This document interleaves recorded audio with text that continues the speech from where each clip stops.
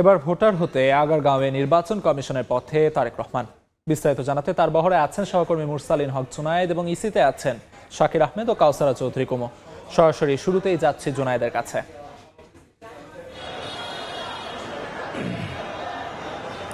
বিএনপির ভারপ্রাপ্ত চেয়ারম্যান তারেক রহমানের আজকের দিনের যে কর্মসূচিগুলি রয়েছিল তার প্রথম কর্মসূচিটি ইনকিলাব মঞ্চের মুখপাত্র শহীদ ওসমান হাদির সমাধিতে শ্রদ্ধা নিবেদন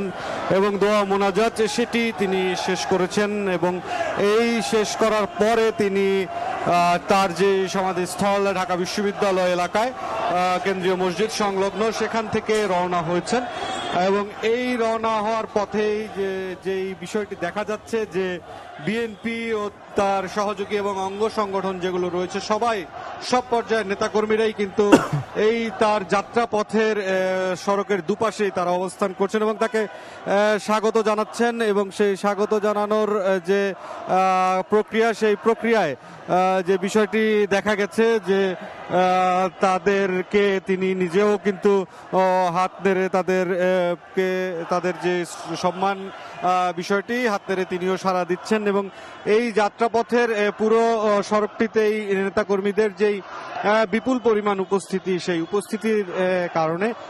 তার যে গাড়িবহর সেই গাড়িবহরের গতি কিন্তু বলা চলে যে অনেকটাই ধীর এবং তার গাড়িবহরে যে আইন শৃঙ্খলা রক্ষাকারী বাহিনী রয়েছে তারা কিন্তু সর্বাধিক চেষ্টা করে যাচ্ছেন যে তার এই যাত্রাপথটিকে যতটা সম্ভব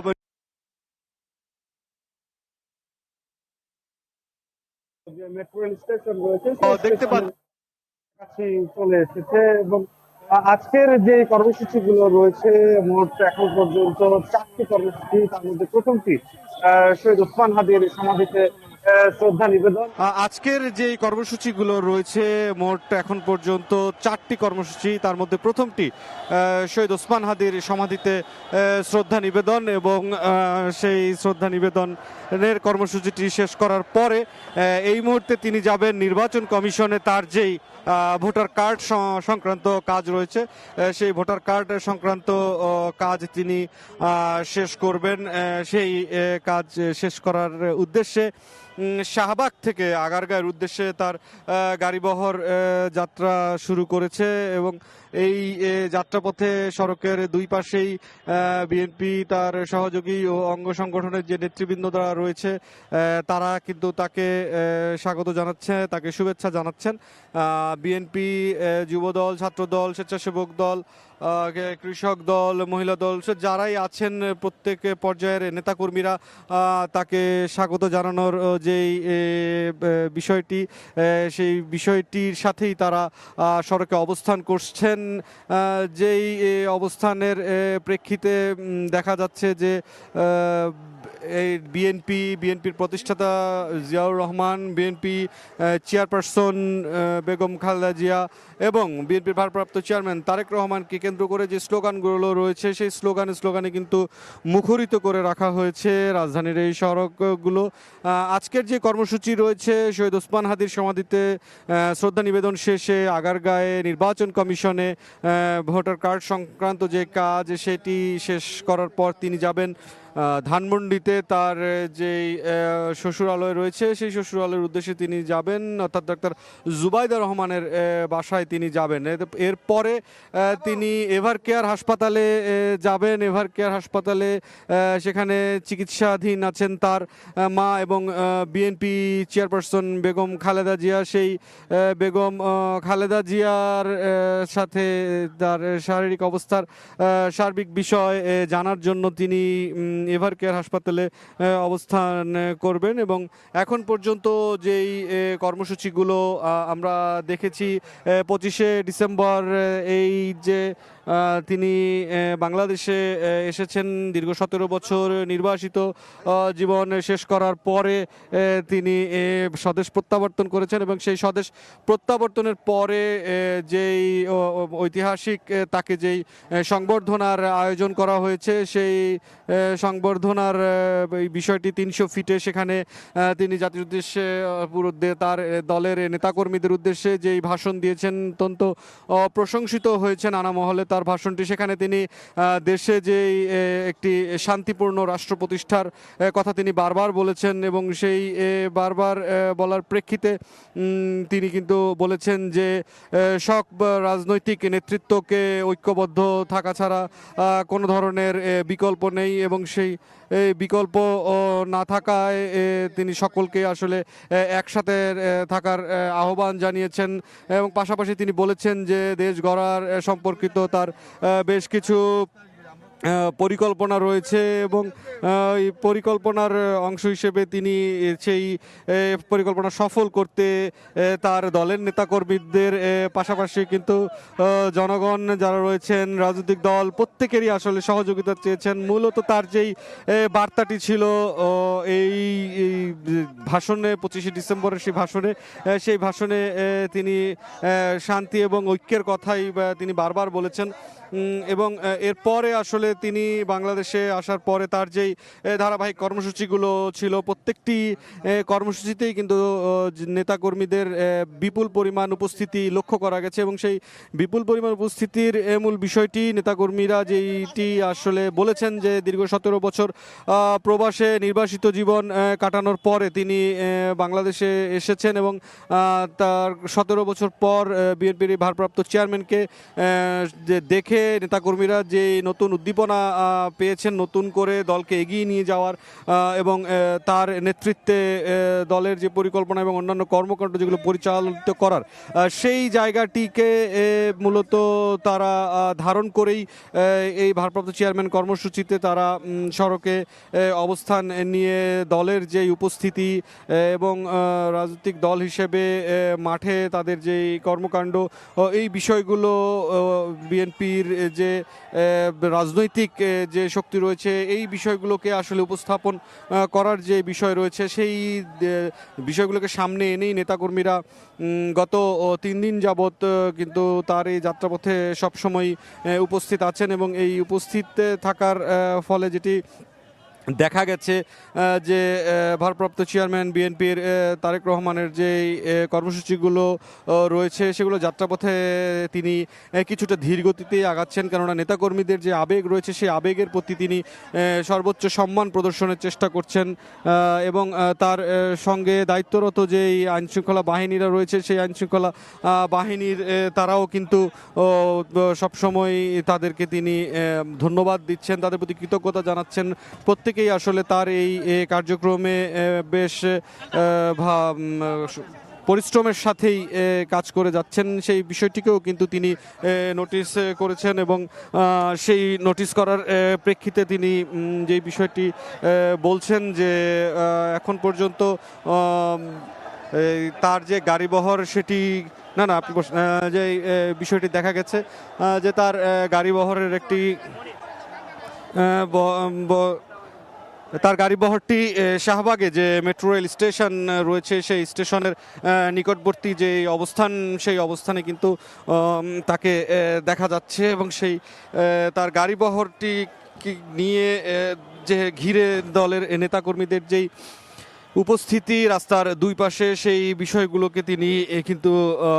শ্রদ্ধা এবং সম্মানের সাথেই তাদের সাড়া দিচ্ছেন, তাদের স্লোগানে এবং তাদের স্বাগত জানানোর যে প্রক্রিয়া সেই জায়গাটিতে তারেক রহমান দীর্ঘ 17 বছরের যেই প্রবাস জীবন বা নির্বাসিত জীবন কাটিয়ে তিনি যে বাংলাদেশে প্রত্যাবর্তন করেছেন সেই প্রত্যাবর্তন পরবর্তী তার যেই প্রথম ভাষণটি সেখানেই কিন্তু তিনি বারবার যে 2024-এর জুলাই আগস্টের যে গণঅভ্যুত্থান সেই অভ্যুত্থানকে তিনি স্মরণ করেছেন, তার শহীদদের তিনি শ্রদ্ধা ভরে স্মরণ করেছেন, আহতদের প্রতি তার সমবেদনা তিনি প্রদর্শন করেছেন এবং তারই যে অংশ সেই অংশ হিসেবে তিনি আজ তার দিনের প্রথম যে কর্মসূচি সেই কর্মসূচি যে ইনকিলাব মঞ্চের মুখপাত্র শহীদ ওসমান হাদি যিনি 12ই ডিসেম্বর গুলিবিদ্ধ হওয়ার পর 18ই ডিসেম্বর তিনি মৃত্যুবরণ করেন, সেই বিষয়টিকে স্মরণ করেই আজকের দিনের যে প্রথম কর্মসূচি শহীদ ওসমান হাদির সমাধি ঢাকা বিশ্ববিদ্যালয় কেন্দ্রীয় মসজিদ সংলগ্ন জাতীয় কবি কাজী নজরুল ইসলামের সমাধির পাশে, সেখানে তিনি শ্রদ্ধা নিবেদন করেন এবং দোয়া ও মোনাজাত করেন। সেখানে উপস্থিত যে নেতাকর্মীরা রয়েছে তাদের উদ্দেশ্যেও কিন্তু তিনি হাত নেড়ে তাদের যে উপস্থিতি, তাদের যে স্লোগান, তাদের যে সম্মান প্রদর্শন, সব কিছুকেই কিন্তু তিনি উত্তর দেন এবং সেটি অত্যন্ত বিনয়ের সাথে তিনি গ্রহণ করেছেন। এরপরে তার যেই যাত্রা, সেই যাত্রাপথ মূলত এখন নির্বাচন কমিশনের উদ্দেশ্যে, সেখানে তার অত্যন্ত জরুরি যেই কাজ, সেটি ভোটার কার্ড সংক্রান্ত যেই কার্যক্রম, সেটি তিনি সম্পন্ন করবেন এবং এই সম্পন্ন করার যেই প্রক্রিয়াটি, সেই প্রক্রিয়াটিতে অংশ নেওয়ার উদ্দেশ্যেই কিন্তু শাহবাগ পেরিয়ে তিনি, বলা চলে যে শাহবাগে যে মেট্রো রেল স্টেশন রয়েছে সেই স্টেশন এলাকাতে তিনি অবস্থান করছেন। এরপরে রাজধানীর যে মূল সড়কগুলো রয়েছে সেই সড়কগুলো পেরিয়েই কিন্তু তিনি নির্বাচন কমিশনের উদ্দেশ্যে যাবেন এবং সেই যাত্রাপথে যেটি দেখা গেছে যে বিএনপি তার সহযোগী অঙ্গ সংগঠনের যে নেতৃবৃন্দ রয়েছে, অর্থাৎ বিএনপি যুবদল, ছাত্রদল, স্বেচ্ছাসেবক দল, সবাই কিন্তু প্রত্যেকটি সংগঠন এবং অঙ্গ সংগঠনের নেতৃবৃন্দরা, নেতাকর্মীরা এই সড়কে অবস্থান করছেন। মিছিল নিয়ে তারা তাকে এগিয়ে দিচ্ছেন এবং তার পুরো যাত্রাপথেই কিন্তু তিনি, বলা চলে যে নেতাকর্মীদের যে উচ্ছ্বাস, সেই উচ্ছ্বাসকে বরণ করে নিয়েই প্রতিটি কর্মসূচিতে অংশ নিচ্ছেন। এর আগে গতকাল শুক্রবার তিনি প্রথম যে কর্মসূচিটি ছিল যে তার পিতা এবং বিএনপির প্রতিষ্ঠাতা জিয়াউর রহমানের যে সমাধি, সেখানে তিনি শ্রদ্ধা নিবেদন করেন, দোয়া মোনাজাত করেন। এই সময় তিনি তাকে কিন্তু আবেগ আপ্লুত হয়ে যাওয়া দেখা গেছে। এরপরে আসলে ওই এলাকাকে কেন্দ্র করে, সমাধিস্থলের যে এলাকা সেটাকে কেন্দ্র করে যে বিপুল পরিমাণ জনসমাগম হয়েছিল, যেই জনসমাগমে বলা যায় যে নেতাকর্মীদের এই উচ্ছ্বাসকে তিনি মূল্যায়ন করে ধীর গতিতেই একেবারে নবীনগরে মুক্তিযুদ্ধে শহীদদের যে স্মৃতিসৌধ রয়েছে সেই স্মৃতিসৌধে তিনি শ্রদ্ধা নিবেদন করতে যান এবং এই পুরো সড়কটিতেই, অর্থাৎ এই রাজধানী থেকে শুরু করে একেবারে নবীনগর পর্যন্ত যেই সড়ক, এই সড়কটিতে নেতাকর্মীদের যে ঢল নামে, এই ঢলকে মূল্যায়ন করেই কিন্তু তাকে স্মৃতিসৌধের উদ্দেশ্যে যেতে হয়েছে এবং এই যাত্রাপথে সেখানে গিয়েও কিন্তু তিনি শ্রদ্ধা নিবেদন করেন মুক্তিযুদ্ধে শহীদদের উদ্দেশ্যে এবং এই যে কার্যক্রমগুলো সব শেষ করার পরে আজকের যেই কার্যক্রমগুলো রয়েছে সেই কার্যক্রমগুলো তিনি, এই কার্যক্রমগুলোতে তিনি যেই বিষয়টি দেখা গেছে যে আজকে প্রথমেই যে কর্মসূচিটি ছিল, ইনকিলাব মঞ্চের মুখপাত্র শহীদ ওসমান হাদির সমাধিতে তিনি শ্রদ্ধা নিবেদন করেন এবং এই শ্রদ্ধা নিবেদনের পরপরই তিনি এখন আগারগাঁয়ে নির্বাচন কমিশনের উদ্দেশ্যে তিনি রওনা হয়েছেন এবং এই রওনা হওয়ার যে মূল কর্মকাণ্ড সেটি ছিল যে ভোটার সংক্রান্ত যে কার্যক্রম সেটি সম্পন্ন করা এবং এই সম্পন্ন করার জন্যই তিনি এখন আগারগাঁয়ে নির্বাচন কমিশনের উদ্দেশ্যে তিনি রওনা হয়েছেন এবং তার এই যাত্রাপথে নেতাকর্মীরা কিন্তু বিপুল পরিমাণ উপস্থিতি এবং মিছিল সহকারে, বলা চলে যে তাকে সুরক্ষিত রাখার যে প্রচেষ্টা সেটি অব্যাহত রেখেছেন। এই নিরাপত্তা বলয়ে পুলিশ এবং অন্যান্য আইনশৃঙ্খলা বাহিনীর যে উপস্থিতি, তাতে কিন্তু নেতাকর্মীরাও এখানে আছেন এবং এই নেতাকর্মীরা তাদের যেই নেতাকর্মীদের মাধ্যমে যে গঠিত নিরাপত্তা বাহিনী এবং স্বেচ্ছাসেবক দল, তারাও কিন্তু তার এই গাড়িবহরটিকে অত্যন্ত সুরক্ষিতভাবে প্রতিটি যে নির্ধারিত স্থান সেখানে নিয়ে যাওয়ার জন্য আপ্রাণ চেষ্টা করছেন এবং এই বিষয়টিকেও কিন্তু অত্যন্ত সম্মানের সাথেই বিএনপির ভারপ্রাপ্ত চেয়ারম্যান তারেক রহমান তিনি গ্রহণ করছেন। পাশাপাশি আরেকটি গুরুত্বপূর্ণ তথ্য বলে রাখি, 25শে ডিসেম্বর বাংলাদেশে প্রত্যাবর্তনের পূর্বে থেকেই বিএনপি কিন্তু বারবার অগ্রিম ক্ষমা প্রার্থনা করেছে রাজধানীবাসীর কাছে যে কোনো ধরনের দুর্ভোগের মুখোমুখি হলে সেই ক্ষমা প্রার্থনার বিষয় ছিল। এবং সবশেষ যে বিষয়টি দেখা গেছে, বিএনপির সিনিয়র যুগ্ম মহাসচিব রুহুল কবির রিজভী স্বাক্ষরিত এক প্রেস বিজ্ঞপ্তিতে কিন্তু গতকাল 26শে ডিসেম্বর আবারও এই দুর্ভোগের জন্য ক্ষমা প্রার্থনা করা হয়েছে। যদিও তারেক রহমানের এই স্বদেশ প্রত্যাবর্তন এবং অন্যান্য যে কর্মসূচির দিনক্ষণ এগুলো ঠিক করা হয়েছিল 25শে ডিসেম্বর খ্রিস্টান ধর্মের উল্লেখযোগ্য যেই অনুষ্ঠান বড়দিন, সেই বড়দিন পালন করার যে সরকারি ছুটি এবং তার পরবর্তীতে শুক্র শনিবার 2 দিন মূলত যে সাপ্তাহিক ছুটি থাকে সেই ছুটিগুলোকে সামনে রেখে এই 3 দিনের শহীদ ওসমান হাদি ও জাতীয় কবির কবর জিয়ারত শেষে ভোটার হতে ইসির পথে তারেক রহমান। সরাসরি যুক্ত ছিলাম সেখানে। পুরো অংশ দেখতে ভিজিট করুন সময় টিভির ফেসবুক পেজে।